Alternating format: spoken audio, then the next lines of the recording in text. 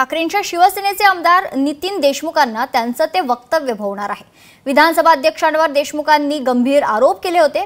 नितीन देशमुख एका वर्षासाठी निलंबित होण्याची शक्यता आहे। लोकशाही मराठीला खात्रीलायक सूत्रांनी ही माहिती दिली। जीवन प्राधिकरण प्रकरणात आंदोलन करताना देशमुखांनी अनेक आरोप केले होते। विधानसभा अध्यक्ष लक्षवेधी लावत नसल्यानं हे आरोप केले होते।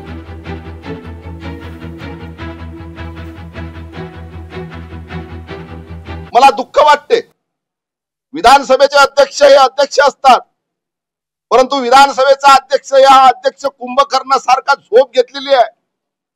जसा कुंभकर्ण गार झोपलेला असते आणि आपल्या प्रजेमध्ये काय अत्याचार होऊ राहिला हे कुंभकर्णाला दिसत नाही, तशा पद्धतीने विधानसभेच्या अध्यक्षाला या महाराष्ट्रामध्ये जनतेवर, महिलांवर, शेतकऱ्यावर काय अत्याचार होऊ राहिले हे दिसत नाहीत आणि याच्या संदर्भातले लक्षवेधी विरोधी पक्षाचे घेत सुद्धा नाहीत। लोकशाही मराठी ऐका, पहा, जागरूक रहा।